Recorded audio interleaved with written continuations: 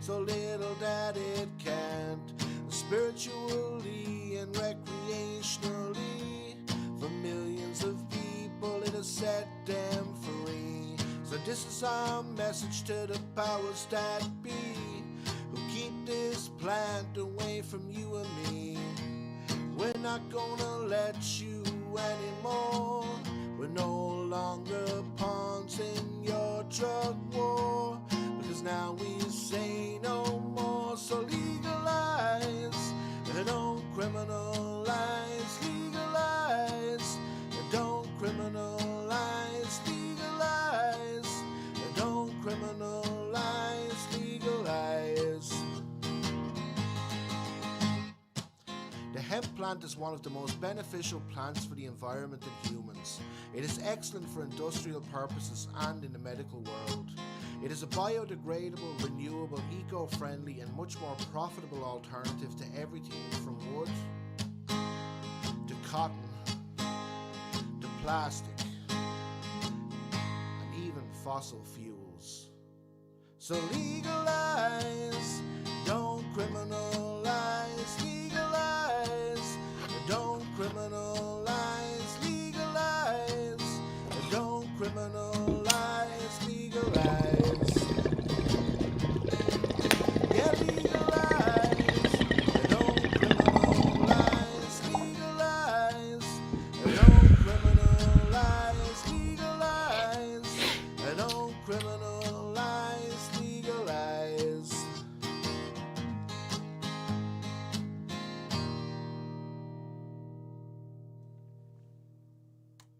And welcome, guys. A little change up there to the intro today, and also again same old shenanigans. My hat is not where it was supposed to be, so I was looking around for my hat as always. But yes, we got our bowl at the ready here beside me. Well, ooh. Yes, some freshly grinded bud. It smells absolutely delicious. Very sticky as well. I didn't want to come out of that grinder there, the old R420. Hey, you're probably out there in the audience. Yeah, shout out R420 Supplies. But yeah, gotta get an old pin there now. Yes, an old toothpick. Always handy to have it. A nice green one as well for the green screen. Hey. So yes, guys, it's Fri-High-Day. Hope everybody's after having a good old week. Hope nobody got in trouble during the week and that they don't find themselves being featured on the 420 news here, you know, as it very easily could happen to many of us, so easily. I found myself in that situation anyway, I know that, and it's not nice to be in the receiving end of it, that's for sure. But never actually found myself going into the newspaper. I've never had my name printed into the court sections for any of my escapades with cannabis in the past. Like, yeah, the only time I ever found myself in the media was through my own doing with the campaigning to have the bloody plant legalised. So, lucky me in certain regards. But yeah, we've a bowl packed up there. I see many of you out in the audience already. Guru Gangsta Go, what's happening? Who else out there? DB Woodcraft as well. DB, we'll definitely have a bit of good news there as well, but it doesn't come until a little bit later in the show as always, and it's not from bloody Ireland, unfortunately. But we do have some good news, I suppose, like in Ireland, depending on how you take it. But we won't give any spoilers away right now, but you can make up your mind as to whether what I announce later on is good news or not. Hype, you bloody legend. Nice one, Hype. Thanks very much there for that. Really much appreciated, guys, for all of the support that comes in here for the show. You're all a bunch of legends out there. But honestly, all of that definitely helps to make this fight for legalisation a little bit easier. Because being a broke-ass person on the dole, certainly not easy to try to get up and down the country anyway and all of that stuff. And to get a website up and running and all of that other things as well, you know. So, yes, every little helps there, guys. So thanks very much to all of the Patreons out there as well. I believe there's 14 of you over there at the moment on Patreon. So thanks very much to each and every one of you as well. Guys, don't think it doesn't go noticed, your contributions there. Honestly, I should really make more efforts to thank you at the beginning of each every show. But thanks very much as well, and to the people who've been sending in donations there through the Bitcoins. Much appreciated as well, guys. Honestly, it'll all be used to fight for cannabis legalization and nothing else here in Ireland. So yeah, let's drive on. Let's get the old festivities going. We got the bowl at already. Yes, little civil disobedience here to get the 420 news fired up.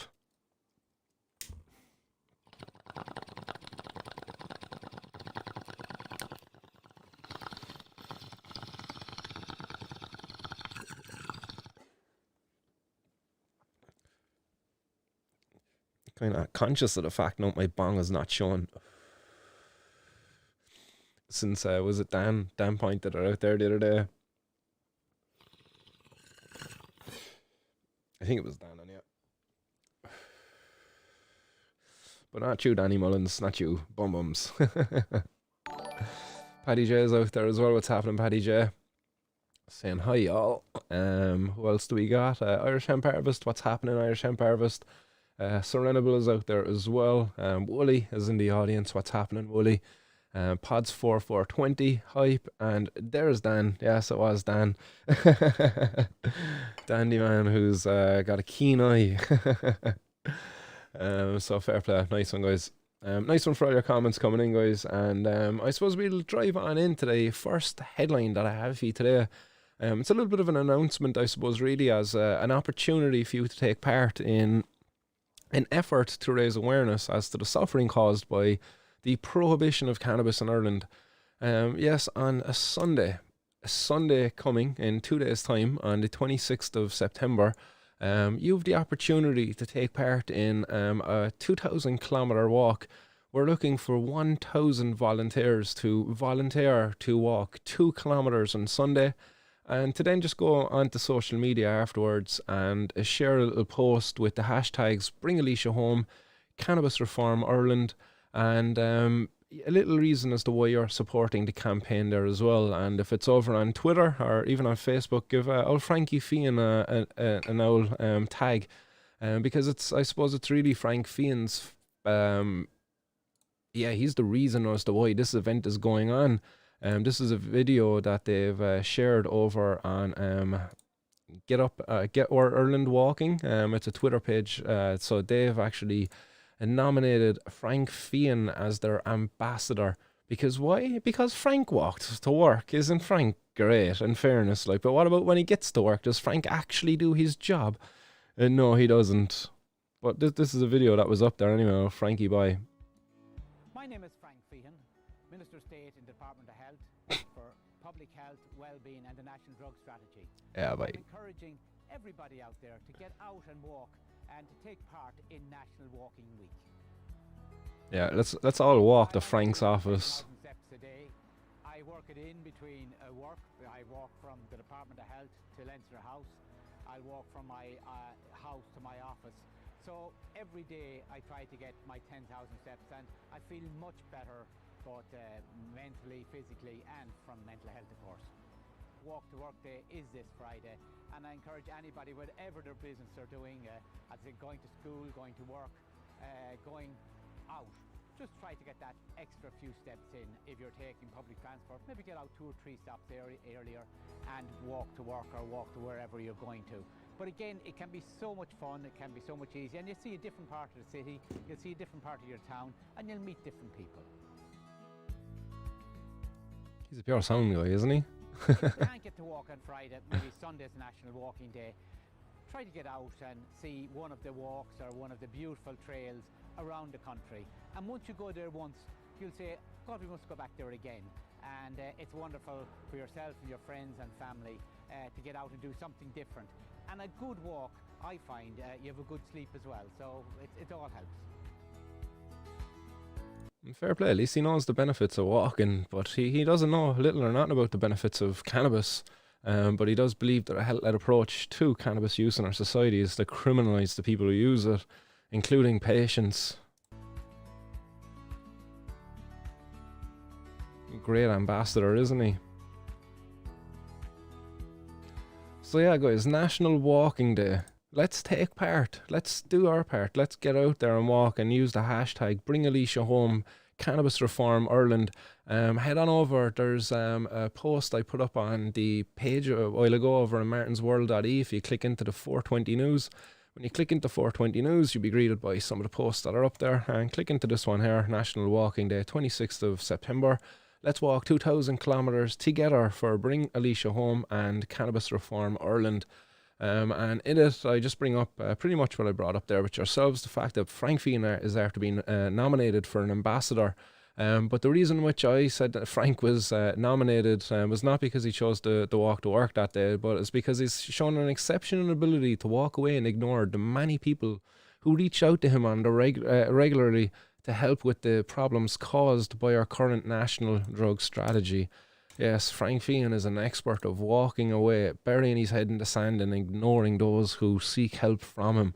And it is his role, the minister in charge of our national drug strategy. And, you know, recently we had a warning go out by the guards, where the guards openly admitted to the fact that they would ruin your future if they catch you with drugs. So regardless of whether the drugs pose a risk to you, or, you know, you're going to do your own due diligence, you know, test your drugs before maybe you take them. It's like, no, that's not enough. If we catch them with you, we're still going to wreck your future. And Frank Fianna believes that's a health-led approach to our drug use in our society. I mentioned other groups there in which he's ignored. Youth Workers Against Prohibition, who I've brought up in the past on the show. This is their website over there if you haven't gone and checked it out. Check it out, all right. But yeah, he's ignored them. They're basically a group of youth workers who've, they say here, youth workers work with over 380,000 young people across communities in Ireland. And they see firsthand on a daily basis the untold damage that criminalising young people has in their life opportunities in Ireland. They see the devastation that unregulated drugs are inflicted on communities and on young people that have no idea of the content, purity or consequences of what they are taking. And that was kind of a part of what the guards were putting there as well. You don't know what you're taking, but regardless of that, if we catch you, you're screwed. That was the message of our cops. Like, this is a great one, nice one. Really earning the respect of the young people there, the younger generation. But the Youth Workers Against Prohibition said that prohibition drives our young people who use drugs underground, and it isolates them and places them in danger. They believe that the policy of prohibition and criminalisation has failed and is not the way forward. And I give a little link there again if you want to go read more about their group. But again, I also bring up the fact that other people who've been ignored by Frank Fianna include Alicia Maher. And Alicia Maher is the patient who you're all very well aware of, who Alicia is out there suffering with chronic pain, had to leave Cork to move to Alicante to access medical cannabis over there. Well, to access cannabis for medical use. Again, shout out to Tom Curran educating me there again, just to be conscious of how I speak about cannabis. Because there is no such thing as medical cannabis. There is just cannabis, and it's kind of in the use really that determines whether it's a medicine or not. But this is a map here showing the distance between Cork and Alicante taken from Google Maps. And if you were to walk it, you'd have to get a ferry, of course. But it would take 315 hours or 2,055 kilometres. That's a long journey to go. But together we can do it. If we can get 1,000 people, 2 kilometres each, you know, all right, we fall 55 kilometres shy of it, but I'm sure we'll be forgiven. It was just easier to work with round numbers. But yeah, 1,000 volunteers there, guys. And I'll do the extra 55 kilometres myself, not a bother at all. If we get the 1,000 kilometres by Saturday night, I'll run 55 kilometres on Sunday, not a bother. But yeah, that's what we need to do, because it's only a small little sacrifice to make. To highlight the dire need for change to our laws around cannabis, to undo the suffering caused to the patients like Alicia, but not just Alicia. You know, let's not forget also the other campaigners out there, including Vera Toomey. And here's a picture of Vera when she was met by the marching band when she walked from Cork to Dublin. You know, so let's not forget that great feat. Let's keep that in our memories when we go and walk 2 kilometres. Compared to, is it 330 kilometres or thereabouts from Cork to Dublin? Probably a bit more when you include it going right up to the Dáil. But quite a distance for Vera to march in order to get access to, again, medical cannabis for her daughter, or cannabis for medicinal use for her daughter. And, you know, it was Slimy Harris, and at that time in charge as the Minister for Health. But this time now we've got Stephen Donnelly. So himself, Stephen Donnelly and Frank Fian, they're up there, they're in charge, both of them together, you know, they're responsible for this needless suffering. They want to continue with this prohibition, the prohibition that doesn't prevent access to the kids, as we keep on talking about here. We see the warnings going out there, kids getting access to it easily. No, it prevents access to the health professionals, to the researchers and to the patients. That's who it prevents access to. But I have a little video here for you of Vera actually reaching or being marched with that band. So one sec, we'll play this one there for you. Turn that off.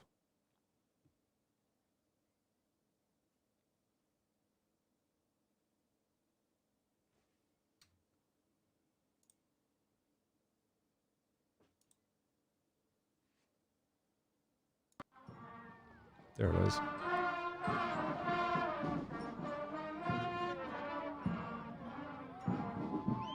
Just so grateful that people care around the country, that, you know, we'll make them change above in Dublin, because people, the real people of Ireland care, you know.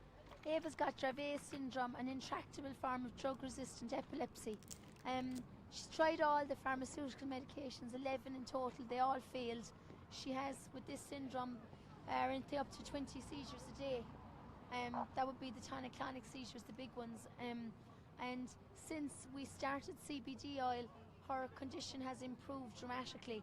But we are badly in need of the THC as well as the CBD to treat Ava's seizures. Yep. Because people that use the THC with the CBD see further improvement in the control of the seizures.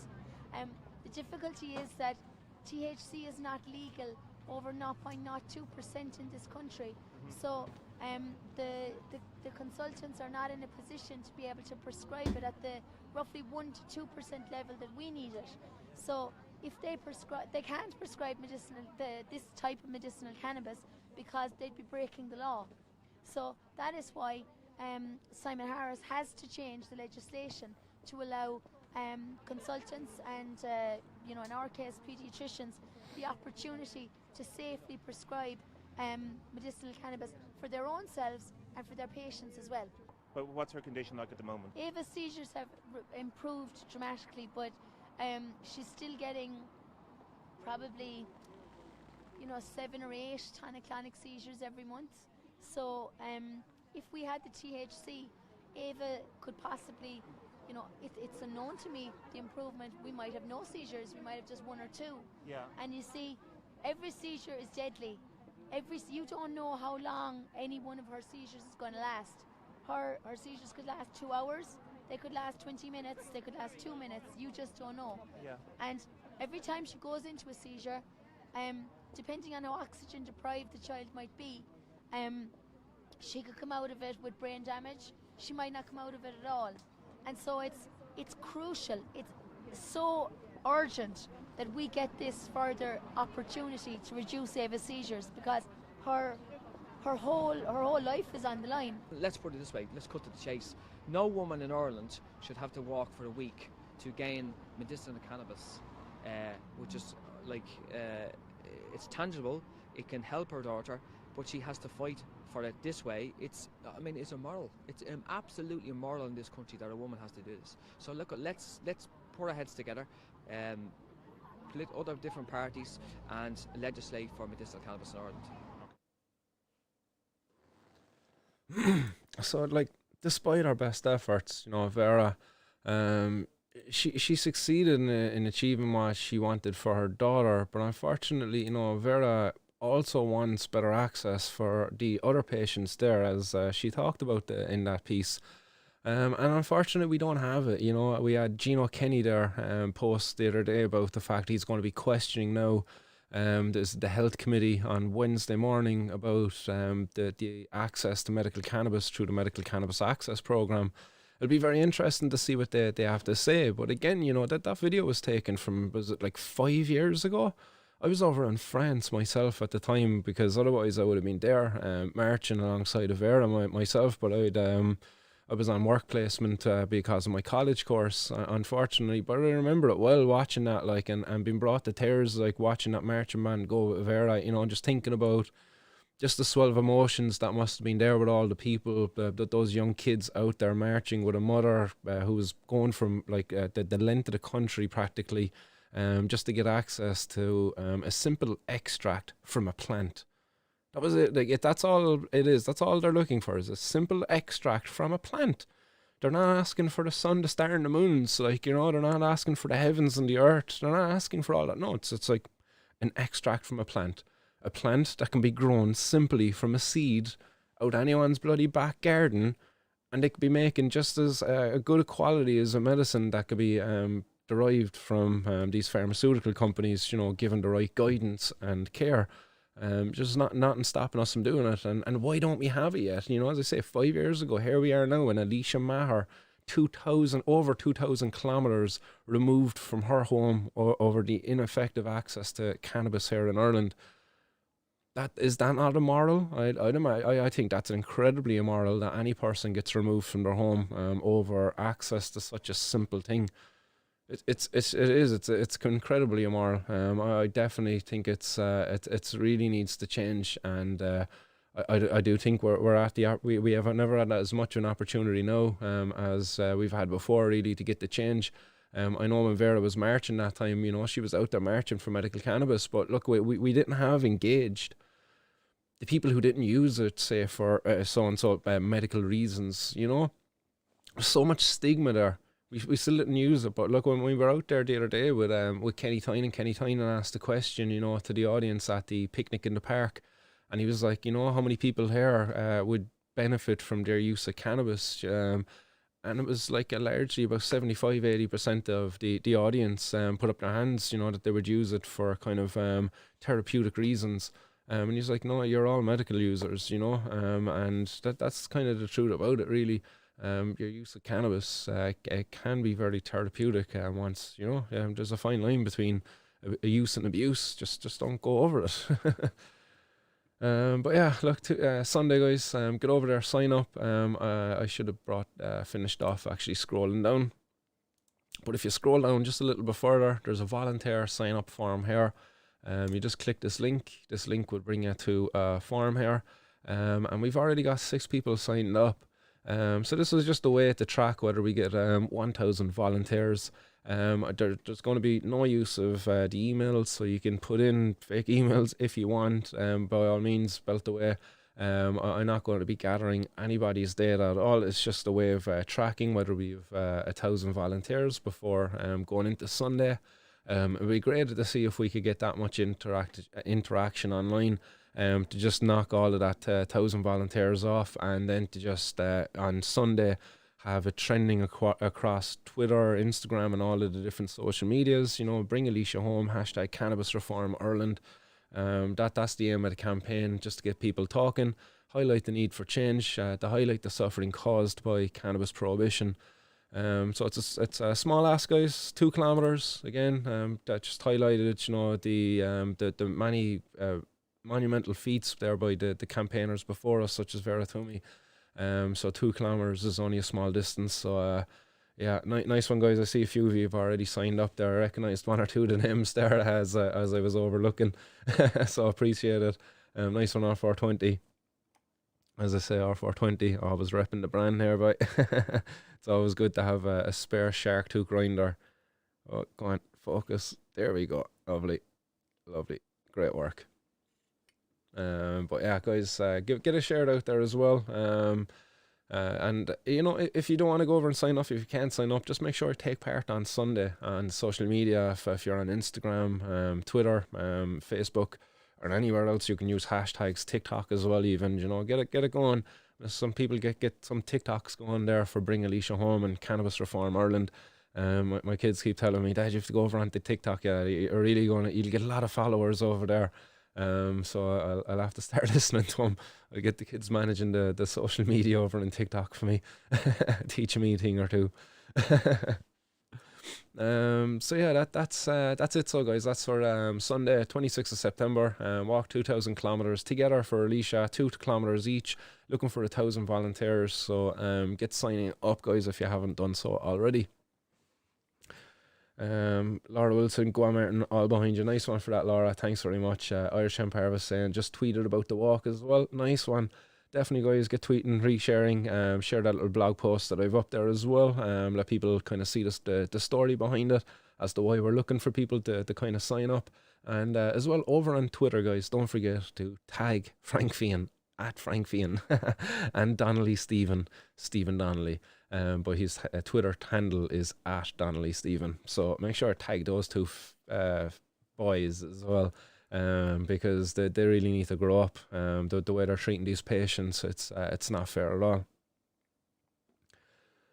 Paddy J, Donnelly and company are probably waiting for the Tipperary etc. prices to be right to get in before legalising it here.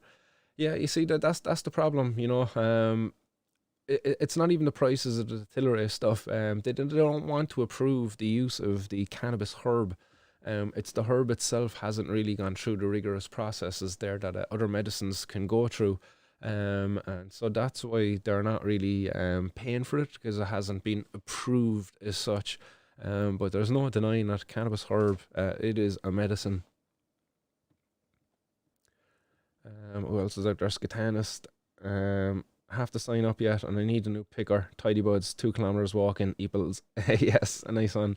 Yeah, that's it, guys. Nice one. I'll be waiting short to wear my Tidy Buds vest actually as well. We'll have to don that and get out there and clean up the local area there on Sunday. So yeah, we'll join in the Tidy Buds there on that.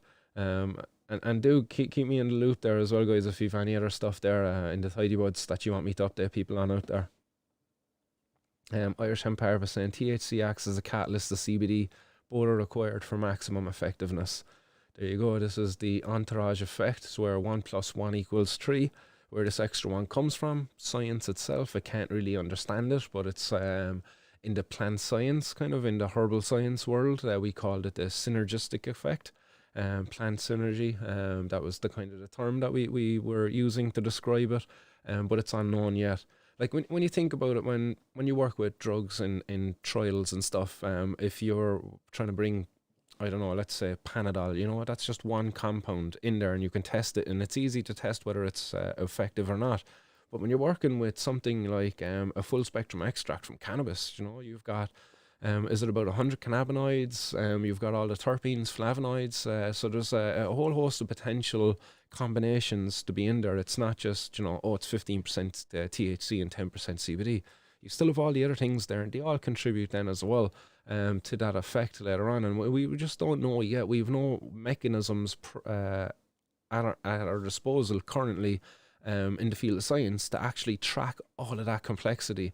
You know, you'd need probably quantum computing of some kind really to track and trace it all through the body and to be able to understand like all of the different interactions that are going on there when you ingest like such a complex medicine. So yeah, we're not just there yet to understand it, but there is no denying it, yes, that 1 + 1 = 3 effect is certainly real when it comes to these medicines. But it's just we haven't discovered where the extra one is yet. It's in there somewhere. TK420 era, what's going on? That man rots me. Head of a real dinosaur on him. Definitely, he does indeed. And he's the king of the crossed arms, really, isn't he? Like, you know, job done. Oh, Frankie boy, he loves to lean back, fold the arms. Job done. Pause.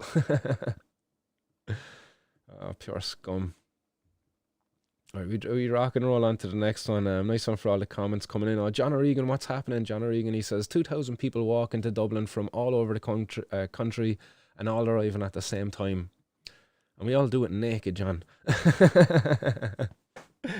No, you know, definitely we need a big movement there. I think the next one is going to be when Gino Kenny puts his bill forward for, you know, to be discussed or voted on or debated. That's when we're going to get the big movement of people there again up to Dublin, I believe. And hopefully that'll be sometime very soon there in early November. Hopefully it doesn't go too late into November. Definitely early November when he's submitting it and just getting a mass support up there for it. Paddy J, 11 years. And actually, just John, on the case of John O'Regan, I believe I seen a post there from yourself, John, the other day. You were up there about your case. You were talking with your solicitor, and your solicitor was saying, like, yes, potentially you could get jail time for your upcoming case. Yeah, I have the post up there now on the screen, but well, there we go. It says 14 years in jail. I had a meeting yesterday with my solicitor and barrister. Even if they get all the other charges dropped, I'm still facing a maximum sentence of 14 years for cultivation of 16 plants. The case won't be heard until sometime next year, probably before Easter, but the barrister said that it is highly likely I'll get a prison sentence. Yeah, you know, just definitely there's definitely a possibility there of a jail sentence. I'm not going to lie there on that one, but yeah, that is the maximum that the judge can give you is 14 years, and it's shameful, really, isn't it, that that's the maximum for growing some plants that you can get, considering, you know, all of the other stuff that goes on there in the country and how they treat other criminals. We won't really go into too much of that, like, but we'll definitely have the full support of the show there anyway, and up to that, John. We'll definitely be back in touch with you and keep us in the loop as to the court dates as they come up. But yeah, Paddy J says they should capture Frank's walking in reverse mode, as that's the way his strategy is going, backwards. Nice one. Yes, definitely right there anyway, Paddy J. And Paddy J also saying 11 years, that's what it took. Feckin' disgrace, fighting for medicine for a child. Surely there's something in the Constitution to override that crap. Yeah, there really is. It's a violation of our human rights, but there's it's just not been fought for on that level, and I don't understand why. But surely it is a violation of our human rights to deny a person access to a safe and effective medicine like cannabis.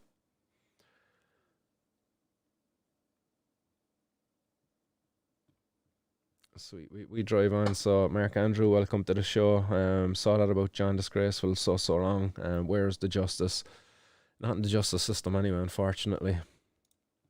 So guys, Sunday 26th, this Sunday, 2 kilometres for Bring Alicia Home Cannabis Reform Ireland, to highlight the suffering caused by the prohibition of cannabis and to all of the patients out there who need access. Right, we go from there to Kinsale in County Cork, where a woman was taking the piss out of Judge Sean Ó Donnabháin. Yeah, this is a case in Cork where a woman last year was caught with just shy of €10,000 worth of cannabis. I think it was €9,700 worth of cannabis. And she was ordered to bring a urine sample to the court in order for it to be tested, obviously. But it turned out that the urine that she provided to the court was diluted. That was it must have been diluted with water or something like that. So she was trying to avoid detection. Obviously, she didn't want to put off a positive test. But it got flagged anyway, brought up to the attention of Sean Ó Donnabháin, who wasn't at all too happy about it. The solicitor defending the woman in this case, her name was what was her name? It's kind of an Asian name. Kui McGill, Kui, Q-U-I, Kui McGill. Well, McGill is obviously not a kind of an Asian name, but Kui, that's kind of how it looks, kind of Asian. But she's 34 years of age, from down in Kinsale. When the cops came to her gaff, they found €2,000 worth of cannabis, and they asked her, had she any more? And she was like, no, I've got no more there. And then they ended up finding out there was another like £7,000 worth of cannabis hidden in a barbecue. She wasn't at all cooperative with the cops, and obviously she wasn't being cooperative in the courts. The solicitor asked that the case be adjourned and for the woman to have another opportunity to produce a urine sample so that show that she hasn't been consuming drugs. But the Judge Sean Ó Donnabháin, clearly wondering, is this woman taking the piss out of me? He said, no, it's one thing to bring a positive sample to court, but to bring a diluted sample, he goes, there's a cynicism in this matter bordering on the professional. This girl knows well what she is doing. She is a professional drug dealer. So again, Judge Sean Ó Donnabháin clearly pissed off at the woman's attempt to avoid a positive attempt. He adjourned the case until the 27th of September, so that the woman can get, and he quotes her, her domestic matters in order. before sentencing. So clearly she's going to get sentencing here. Not too sure what he meant by domestic affairs and all. Or is she a woman who's got kids or what? But that hasn't been disclosed there. But an unfortunate situation again anyway, where there's a woman going to be potentially sent to prison over having a bit of cannabis herb. Something that if she was to sell it to somebody, they would have been quite happy to exchange their hard-earned cash for it. It's just unfortunate the Irish state haven't got their heads out of their arse really, and provided a safe and effective access to people to get it. And people then wouldn't have to be coming in to take the piss out of Judge Sean Ó Donnabháin and to waste the time of the courts, with these drug tests. I'm clean, Judge, I haven't been consuming cannabis. Why do you have to prove that you haven't been consuming cannabis? It's ridiculous. It's such a violation of your privacy. That judge doesn't know what's going on there in your life. The reason why you're using cannabis and what it means to you to use cannabis. Surely it should be down to the individual to decide whether something is bad or not for them. Again, the way I see this, it's the equivalent like us having a law in place around your BMI. And if you're over a certain BMI, the cops driving down the road and it's like, pull you on in. It's just like, oh yeah, you're going to court for being too fat. And then going to court and they're like, yeah, have you had a cheeseburger there in the last week or something? Or checking your BMI to make sure it's going down, that you're making an effort to look after your health. Imagine us having laws in place like that. We couldn't afford to do it, but we afford ourselves this luxury of trying to dictate how people choose to alter their consciousness or maybe to alleviate symptoms of the stressors of life. Working fucking 9 to 5 there, 5 days a week, and you can't come home and spark up a little bit of cannabis, and enjoy your evening, relax, play a bit of Call of Duty, go for a walk with your dogs and your kids or something like that, because it's just much more enjoyable after you unwind with a little spliff. What's the shame in that, But this fooler there, with his biased opinion. I was in court in front of this guy, and he had a big old whiskey nose up on top of him, that the way that the face just glows, he looked like he was just after coming back from his lunch, I'd say, after shooting down an old glass or two of whiskey with the boys over at the old the Liberty Grill there, one of the local places there on Washington Street, where the circuit court was at the time. He gave me a year off the road, but we talked about that in the past. Over €5 worth of cannabis. A sound fiend. But we drive on anyway from a woman taking the piss out of Judge Sean Ó Donnabháin to a case of a Cork teenager, a young fella from Middleton. This young fella from Middleton got caught with €70,000 worth of cannabis, coke and ecstasy. This was a case that goes back to over 2 years ago, back to 2019. This young fella got caught with these drugs, and he was brought to court a few times. I've been touching off of this, and in the last court case, he was ordered to engage with the probation service for a probation report to be put out against him, and for him to take part in the drug tests. He didn't do one, he didn't do two, he didn't even do 3 drug tests. Do you know how many drug tests they got this young fella, David O'Donovan, 19 years of age, to do? They got him to do 29 drug tests in the time that he's been engaging with the courts. 29. Now, I don't know, did he pay for them himself, or have they been provided for, at cost to the state? Sorry, not 29, my apologies. 26. 26. And he passed them all. He didn't have any dirty samples, but he passed them all, in fairness to him. But again, he got caught with quite a bit of quite an amount of drugs there back in 2019 down in Middleton. Our apologies, sorry, on April 11th, 2020. So again, as I say, just over a year ago. So still, he got caught with quite a bit of drugs. His excuse when he got caught with drugs, that he was doing it to pay for his habit. He got an addiction to drugs, and you gotta wonder, really, is there truth in that? And again, no offense, maybe he does, but he says that he started using cannabis at the age of 14. He became addicted to it then, and that was where he's habited. He had to feed his habit then with dealing, At 14, he started dealing, he was addicted to cannabis, so he started dealing, it's a convenient excuse to go to. And from there, it got out of hand, then, and he went from cannabis to the other drugs. But quite a an ambitious young fella. In fairness, like even myself, when I was dealing cannabis, like I never had like 70 grand's worth. Like even by the Garda's fucking estimations, like I never had any more than 20 grand's worth of cannabis at any one time when I was engaged in it. 70 grand's worth, like that's ambitious. Like that's got a bit more to do than to be like dealing with your habit. Like I'll even admit, like when I was getting the key, like it definitely wasn't just providing me with my own supply. Like there was definitely a little bit of extra money being made, but I wasn't really pushed to be making money, so I was just happy about having my supply, and the few extra pound came in handy too as a young fella. Don't get me wrong, but no, like 70 grand's worth, like that's a lot.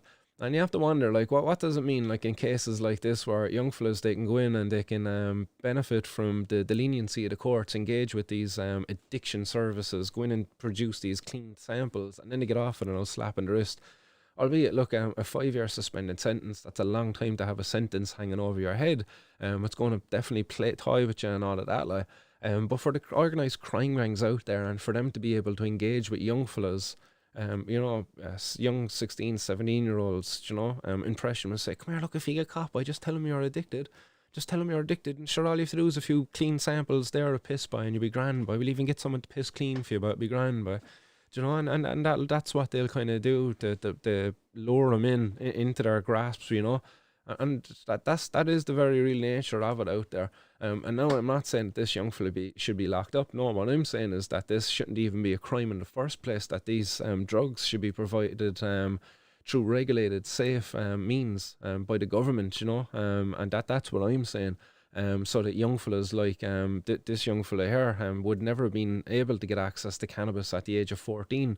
At least not from an unregulated source anyway, where he would have been afforded the opportunity to be selling cocaine and ecstasy as well alongside it at such a young age. Dangerous game to be playing, like, engaging with dangerous individuals. Again, Cian Mulready Woods, need I say no more? That's a name that you probably all know, like.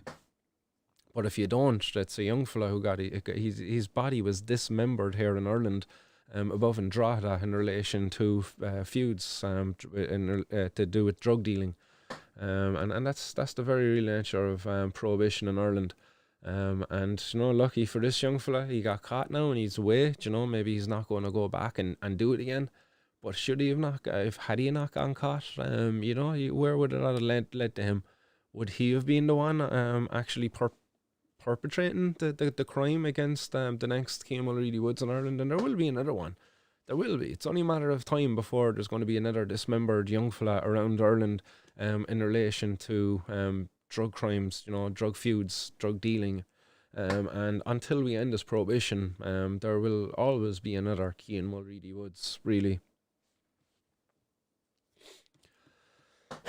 So we drive on, and another suspended sentence is given out in Tipperary to a Tipperary man, 27 years of age, who was caught with only €15 worth of cannabis.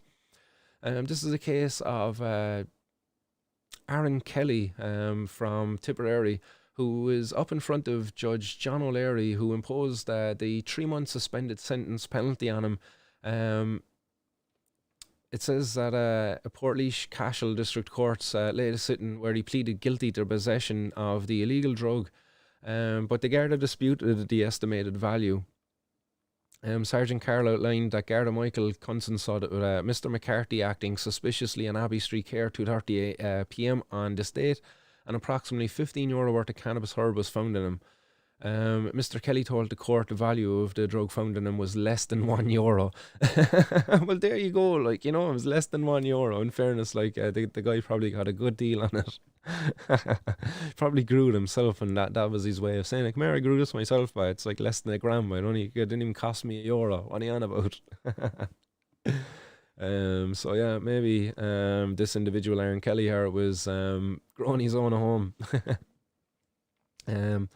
He said in the court, he goes, you couldn't even see it. You would need a magnifying glass.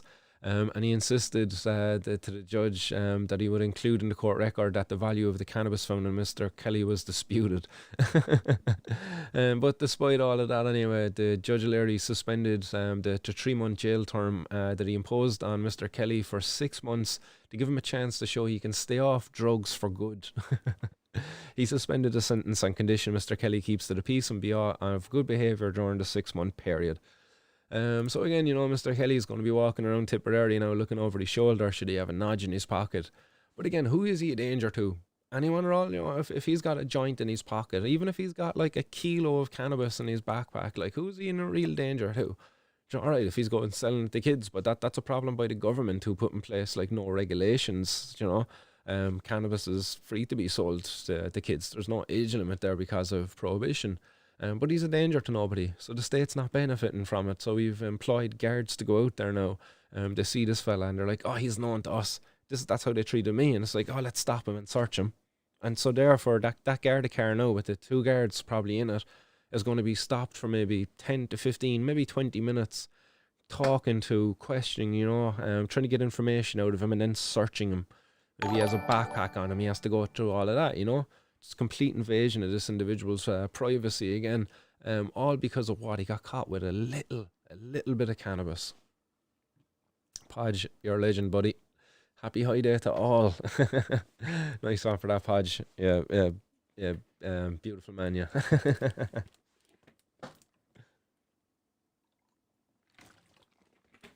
Ooh. Is the march in Dublin Sunday? Oh no, Laura, on Sunday it's literally just go outside with your partner, your friends, whatever, and walk 2 kilometres together. Get as many of you together as you can in your own local area, and let me know how many of you are going if you don't want to go over to the sign up form that's over there on martinsworld.ie. But yeah, we're just trying to get 1,000 people to walk 2 kilometres together. And put posts up on social media on Sunday using the hashtag Bring Alicia Home and hashtag Cannabis Reform Ireland, along with a little piece of why you're supporting that campaign. That's pretty much it. It's simple. It's very easy to take part in. There's a sign up sheet over on martinsworld.ie. Go to the 420 news section, you'll see it there. Just sharing a post up on social media. That's probably the more important part of it, just getting those hashtags trending on Sunday, and tagging Frank Fian and Stephen Donnelly in them as well. Let's drive on as we go from one suspended sentence to another. This is a suspended sentence for a West Cork man who is caught with 24 cannabis plants. But apparently, according to his solicitor, he has substantially changed his life. Yes. This is a case from West Cork, as I say, of a 22-year-old man. It's not giving his name here, but he was up before Judge Sean Ó Donnabháin, interestingly enough. And he was up for growing 24 cannabis plants. So quite a few cannabis plants there, taking into consideration €800 a plant, then you're talking about close to €20,000 worth of cannabis here. So he potentially could have been facing, the minimum mandatory of 10 years in prison, which, Judge Sean Ó Donnabháin only gave out the other day to a guy who was caught with 10 kilos of cannabis. He's no stranger to hand it out, but luckily for this man anyway, as I say, to DB Woodcraft, if you're out there, those last 3 news pieces, it depends on how you take them. Is it good news or what? Like suspended sentences, they could have got jail time, all things considered. So, but I would say it's still bad news. Suspended sentence still means you're getting a criminal conviction as well, which is incredibly detrimental to your future job prospects, which is not good at all. It depends on how you take it. Those could have been good or bad ones. I definitely say this is kind of on the better of the news side anyway, because this young fella got very fucking lucky. The defence barrister said that the defendant is in full-time employment and he has changed since he was caught with these drugs, and the barrister said the person who was of interest to the Gardai when they obtained the search warrant was another person, but that the defendant admitted his responsibility. Judge Ó Donnabháin noted that the Gardai accepted that the accused had substantially changed and was staying away from drugs. The judge said he would suspend the 2-year sentence on condition that the accused would keep the peace for the next 2 years and commit no further offences. So again, like you've got 3 people here now just walking the streets terrified of the cops, afraid to be even jaywalking. Do you know what I mean? They're going to wait for the green man before they cross the road. Little pun maybe in there, like, you know, considering their crimes, being green men themselves, especially this fella, the green fingered one. But yeah, you know, it's an unfair position for anybody to be in over a crime that bears no victims. There is no victims to anybody's consumption of cannabis, or the growing of cannabis for that matter, you know. Even if this guy was growing 1,000 bloody plants, nobody was going to be harmed by that. Nobody at all. But yeah, you know, he's got a 2-year suspended sentence. And I wonder, like, is the trend there in the suspended sentences that, like, you know, they just don't want to be locking people up for this? Our prisons really don't have room, you know. They can't keep locking people up for these big, long sentences. Like, so to see somebody getting, like, 5-year suspended sentences, like, 5-year suspended sentences, it's like, well, what's the point of even having the laws in place, like? Oh yeah, he'll keep to the peace now outside of there, like, you know. It's like he knew the risks, but when he was doing it, but you know, you expect, because like, oh, you've caught him now, that like, oh, he'll listen, like, abide by the laws now the next time. It's like a lot of the times that isn't the case, and these people just go right back to what they were doing, you know. Especially when it comes to cannabis anyway, you know. And we drive on from these cases anyway. We go down to Youghal, and this is, I suppose, where the real bad news begins, because there was just over a kilo of cannabis, unfortunately, taken off the streets here in Cork. And I say unfortunately because it looked like half decent cannabis there in the bag. Anyway, it looked like some decent looking buds, especially if you kind of zoom in on the picture there. Like, you know, there are some nice nugs inside of there. I'd love a smell off them. But yeah, there's €21,500 worth of cannabis that was seized down in Youghal in County Cork, and this was as part of Operation Tara, and one man was arrested at the scene. Yeah, so an unfortunate scene of events down there. I'm not too sure the age of the man who was arrested. They haven't given out that bit of information yet. But yeah, it's not a waste of time, not a wasted opportunity. You know, jobs could have been created down there in Youghal. There's obviously a community down there of people who consume cannabis, and I'm sure they would love to have a venue where they could go and socialise with one another. And this is just, you know, reflective of that community that's down there. That community could have contributed, you know, if you were to put 21% tax on that right there. You're talking about over almost $5,000 there they could have been putting into their local community, just from the sale of that cannabis alone on the table. So incredible missed opportunity, and instead of benefiting from that opportunity, we're going to instead now ruin the life of a local person down there who was catering for the community. You know, somebody has to supply the cannabis. It's always going to be supplied. So if you're out there, if you're the individual in question, if you're down there in Youghal, I was going to say County Youghal, and Costa del Youghal, as we like to call it down here, the holiday destination when when your mum and dad are broke. But Costa del Youghal, yes, love it. Brilliant spot. Spent a lot of time down there this summer actually at the beach. Beautiful. But yeah, you know, if you're down there, if you're the individual, if you know him or her, get in touch, let me know. Even though it says a man, it was in question, you know. So if you know him, get in touch. I'd love to chat with you. But we drive on from there to more cannabis seized up in Bray in County Wicklow. So shout out to some of the members of the Cannabis Activist Alliance, Ashland, and Pamela Barnes out there as well in County Wicklow. But yes, €16,000 worth of cannabis taken off the street there in County Wicklow. But here, I suppose what's highlighted to me is the cookie bags and all of the cannabis then in the back, you know. There's going to be dudes out there banging out the weed and the cookie bags and trying to charge you more for it, and to try to say, oh, this got sent in from Cali by, look, it's got the batch number, it's got the label, but it's got the reflective thing and all, but you know, it's Cali stuff, like. So the €16,000 worth of cannabis here potentially might be an actual undervaluation, even by the Gardai's estimates, because sometimes when it's rebagged like that into these cookie bags, and if you're gullible enough, sometimes people can get like £100 for 3.5 grams, which is above the €20 a gram that the cops putting it, you know. €20 a gram is 5 grams, 3.5 grams, £100, you know, it's not equal. So yeah, that's just highlighting the problems caused by prohibition out there for us as consumers. We never know what we're getting. You know, somebody can easily just buy these bags off of the internet, then go away and buy a load of stuff, like a load of CBD there from Little Collins, get a special offer there off Little Collins, a load of like CBD buds, and literally just bang it out like that, you know, create a fake account there on Instagram, bang out a few bags. Once their account gets flagged by the local community saying this guy's a scammer, he's selling us CBD, then the guy just changes his account. That's how easy it happens, you know, and we want to change that. We want to end that. I see it happening. I still get messages to this day of people kind of like, you know, is this guy real? Is that guy real? And I'm like, I really don't know.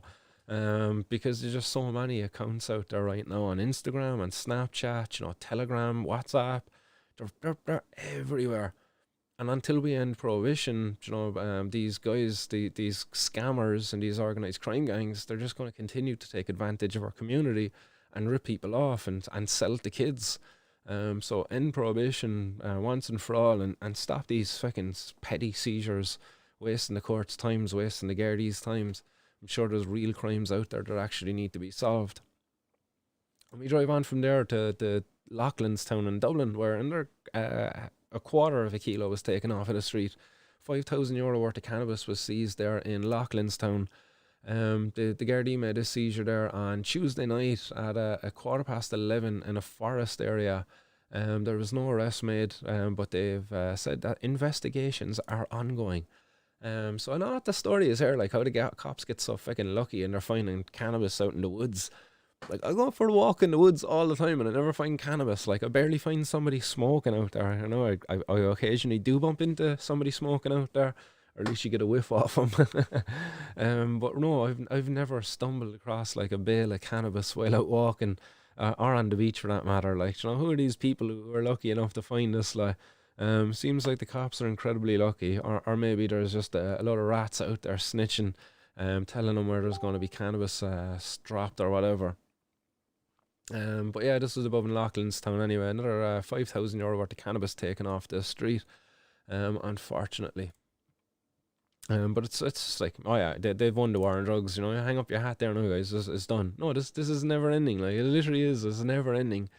Do you ever hear that song? This is the song that doesn't end. Yes, it goes on and on and on. You know that.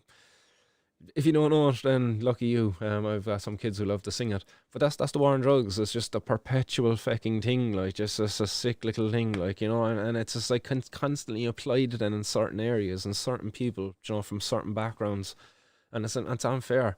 And it's not until it spills over into the middle class areas and upper class areas or whatever, like that, it becomes a problem now, that like, oh, my young Johnny went to college and he fucking overdosed because he took a pill that wasn't MDMA. You know, we need drug testing. All of a sudden now we need drug testing because, you know, some of the kids from the more well-to-do families have been passing off, but we've been ignoring it all along when the poorer communities, the more vulnerable, you know, people have been dying of overdoses because of contaminated heroin and pills, you know, all along.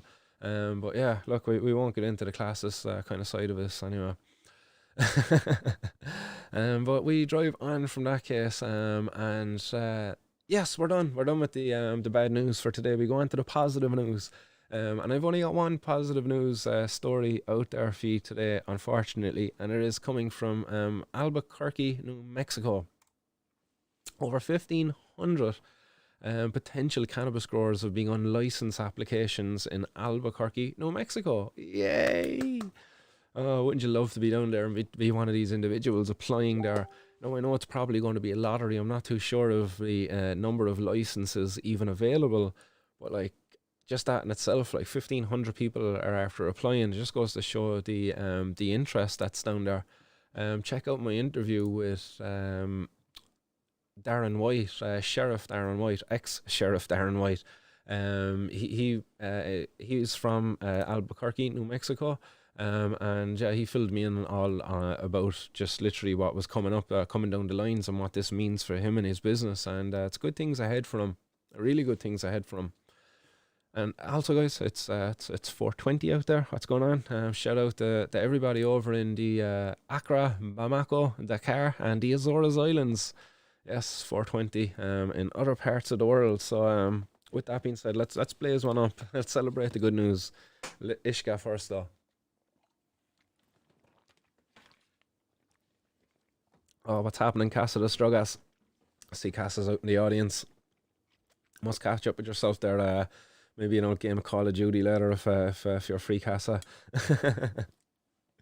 But let's blaze one up, guys. Happy 420 over there in other parts of the world. In this together, guys. Civil disobedience all across the world.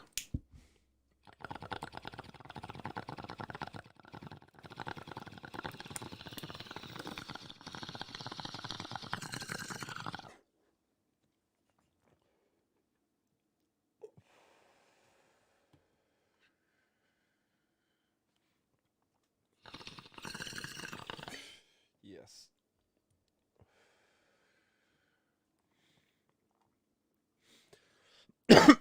Oh, excuse you, guys. But yeah, over in Albuquerque, New Mexico, anyway, they've recently started giving out these licenses, or opened up the applications, anyway, at least. No, actually, they've been giving them out. There's been 20 licenses given out, or 58 applications have been completed as of 20th of September. So happy days. But it says growers will have to meet stringent requirements to get approved, and those requirements can be found over there on the Cannabis Regulator's website. But there's a little video here that moving on to legal. It's only a couple of seconds long. I'll pop it up there for you to see it. Cannabis in our state. Moving on to legal cannabis in our state, more than 1,500 potential growers have started the application process for a producer license. That's from our partners at Albuquerque Business First. The Regulation and Licensing Department has gotten 58 completed applications as of Monday. Growers will have to meet tight requirements to get approved. So there's over 1,500 potential growers who have begun the licenses. But 58 of them have actually completed the licensing process there. So I didn't understand that one myself when I read it first time around. I thought they were after granting 58 licenses already. But still, happy fucking days. Like, imagine when we have that here in Ireland. Like, what's the process going to be like? What do you think? Like, how hard do you think it's going to be to get access to the cannabis market, you know, to be a grower and maybe a retailer of cannabis in Ireland when it's legal?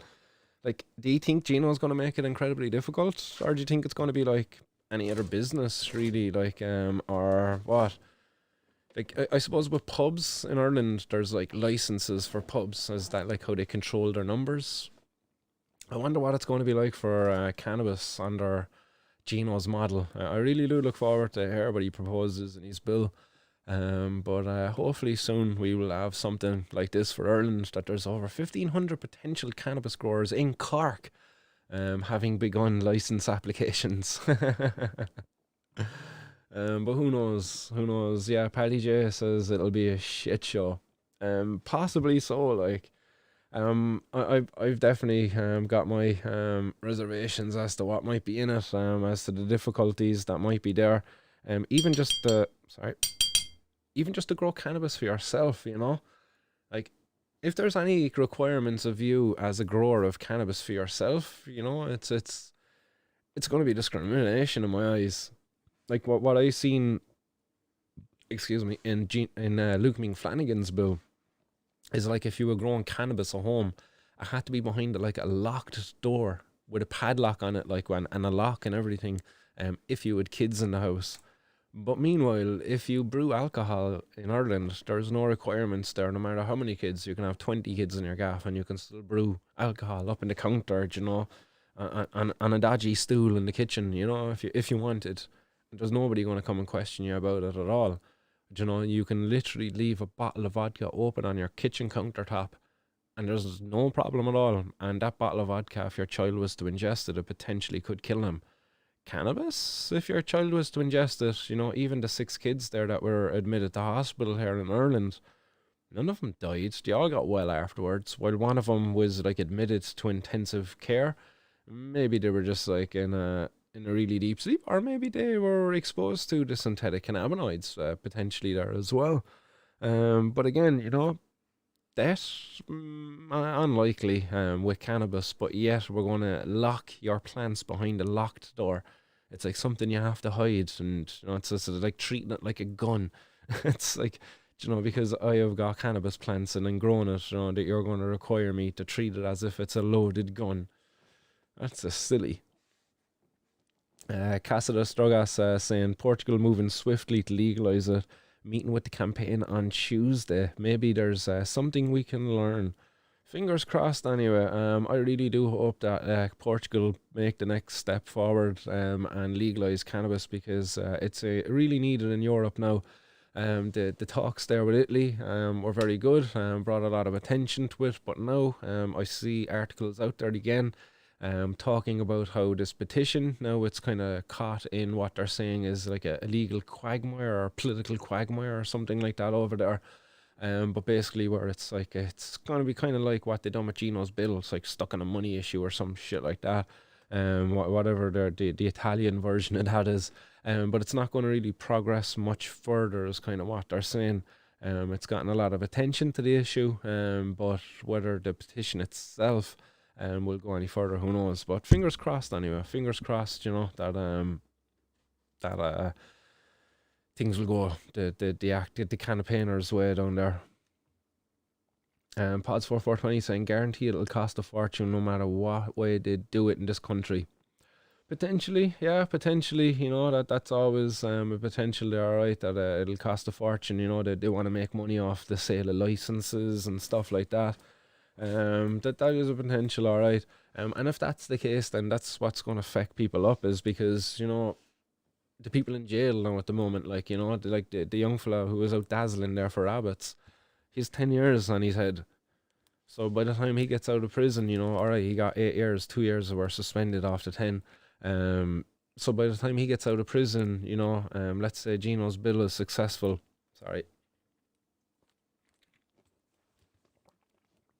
Let's say Gino's bill is successful, and this guy gets out of jail in 8 years' time, let's say 6 years, let's say he gets another 2 years off for good behaviour. And now all around him, there's like all these cannabis businesses. Literally, you could walk into a shop and buy 10 kilos if he wanted, that there was no restrictions there or whatever. Like, well, imagine that, like, and that guy then is just like, what? That's gonna, you locked me up for 10 years for it. Now, meanwhile, all these guys are out here making money off it. Like, at the same time, they're locking him up for it. There's companies out there already making millions on the stock market, and literally millions selling products to patients using cannabis. And we're locking people up for the very same plant. It's shameful. And we're going to have to undo a lot of harm once we start legalizing it, you know. I definitely want a bit of an apology. I don't really, like, I'm not looking for any money. Like, they made me fucking go up to a prison cell for 5 days where I had to share a cell with another stranger, and we had to shit and piss in the cell overnight. Literally, you got locked in at 8 o'clock in the, or 6, was it 6 or 8 in the evening? And the cell door was locked, yeah, at 8 o'clock in the evening, and it wasn't opened again until 8 the next morning, I think it was. And that was it. Like, you know, you have 12 hours inside in the cell, and you have to piss and shit in the bucket. You had your own bucket, like, you know, they were decent enough to give you a bucket each. There's guys getting paid out thousands now because of that from Cork prison, you know. I'm not too sure how much I would have got. I don't know how much you get per day. But for me, I was just like, it's never about the money. Like, I shouldn't have been there in the first fucking place. Like, never about, like, you know, the shitting and the pissing in the cell. Like. But yeah, 100% expungement for all non-violent drug crimes should be a part of the bill. I would agree with you there, Paddy J. Definitely non-violent drug crimes. Yeah, 100%. R420 supplies, I hope they allow small retailers to get a license to sell and grow it. Yeah, me too, R420, definitely. I think there's many businesses like yourself out there set up by people who want to cater for this community, and who's really, if they were given the choice, would be actually selling cannabis and alongside the products which you already do sell, you know, the grinders, the skins and all of that stuff. And possibly then at the same time, you know, provide a venue in which people could consume those products, you know, and socialise with other like-minded consumers. But yeah, I would love to see an R420 cannabis cafe. I would certainly be making the effort to get up and visit, that's for sure. I know I've been saying it for a long time, but I still haven't managed to I can go by and visit your store. But one of these days, yeah, Kev, one of these days.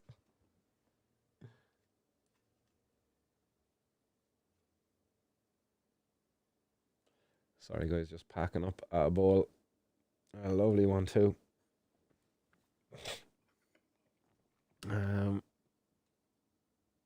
Paddy J, there's always something to learn, and we should be learning from other countries' mistakes. But it's Ireland, so don't hold your breath.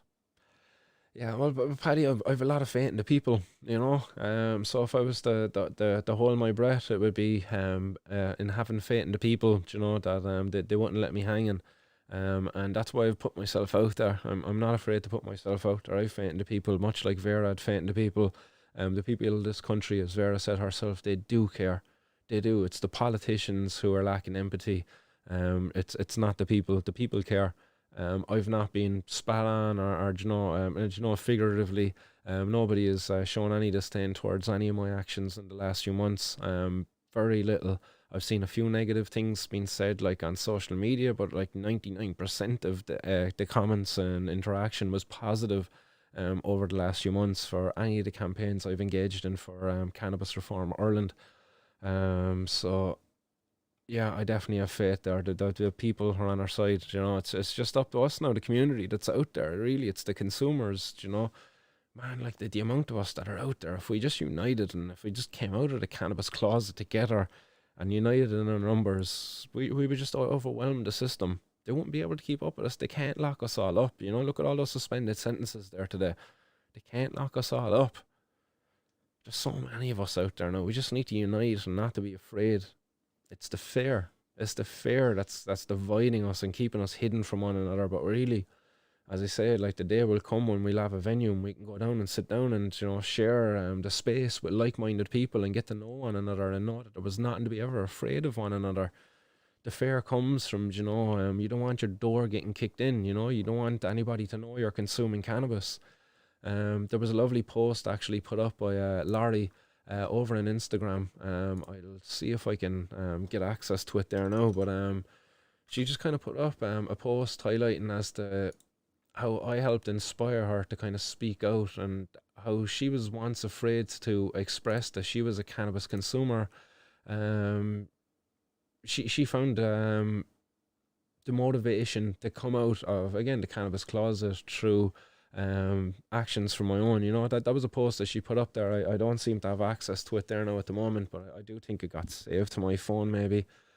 But I was incredibly moved by the post. There's been others out there as well who've said that to me, you know, that my own actions have inspired people to speak out more, to not be afraid and to acknowledge, you know, that what's happening to them at the hands of the law is an injustice. That's an important thing for people to be able to conceive in their own mind, that what's happening to you when you get criminalised for your cannabis use, it's wrong, it's a violation of your human rights, and we all need to be kind of thinking along the same lines of that. No, I can't get access to it there now, unfortunately. No, but no, I was incredibly moved by it.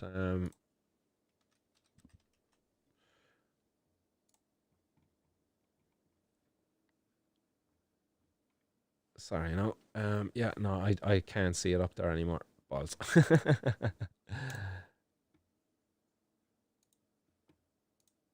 Maybe if I go into my messages, doesn't it get captured in there again?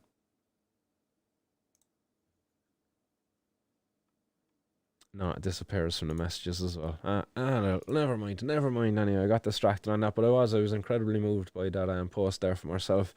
And we do need more people to speak out, and just that one post, it was more than enough to kind of justify all my own efforts over the last year, because if I was just to help one person come out of the closet about their cannabis use, and think that's it paid off, you know. But I know there's many others out there.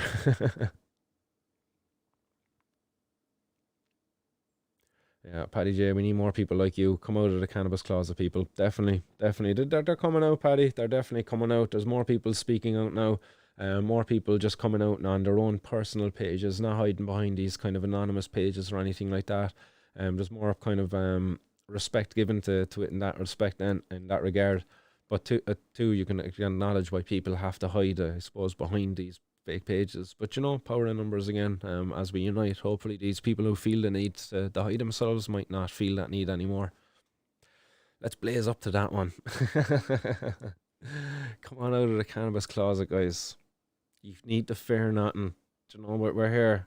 We'll hold your hand. We'll hold your hand in these dark times, and we'll get through this together.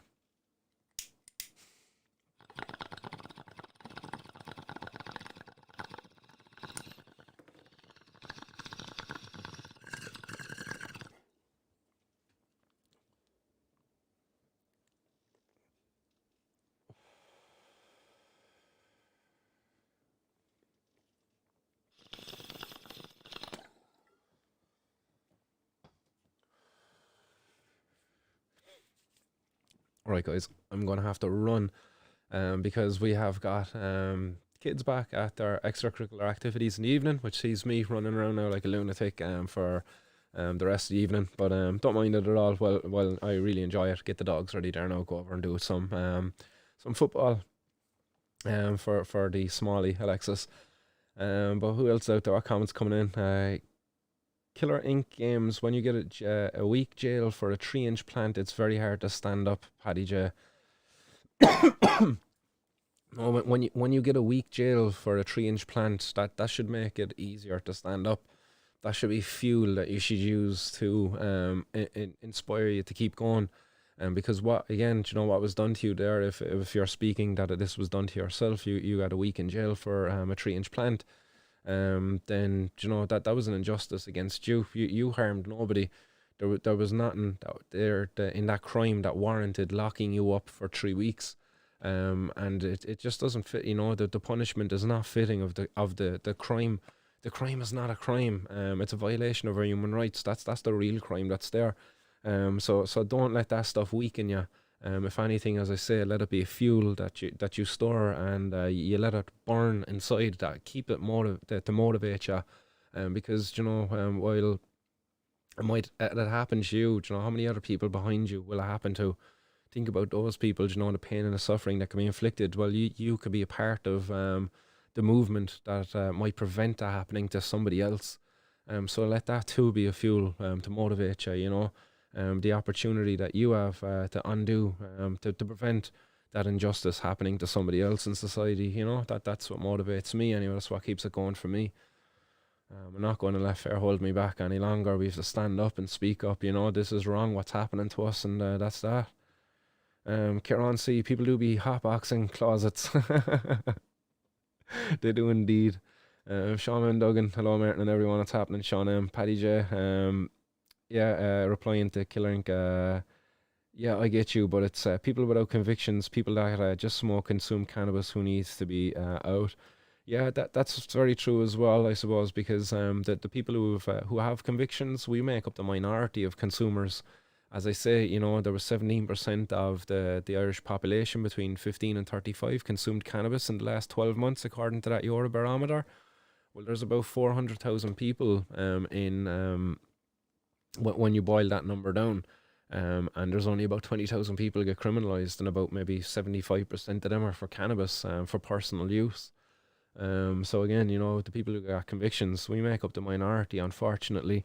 So yeah, we are only a small part of the community, but we too have to speak up, because, you know, unfortunately, we've got nothing to lose now, I suppose, in that sense.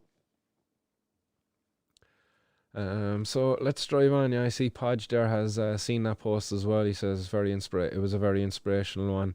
Yeah, it was indeed, Podge. And Podge, Pods 4420 saying you've definitely inspired a good few people, Martin, myself included. Nice one for that, Pods. Much appreciated. Nice to hear. So right, guys, I'm gonna get out of here and go sort out the family for the rest of the evening. But I might be back with some more streams over the weekend, so keep an eye out. We'll try to go live over on YouTube if I happen to hit the streets doing any actions there. Fingers crossed there for good weather. I'll say no more because I don't want anybody waiting for me anywhere if I do. So guys, have a good weekend. Be safe, everybody. We'll be back with more 420 news on Monday. So have a good weekend. Keep it blazed, or stay blazed. Keep it lit. Peace.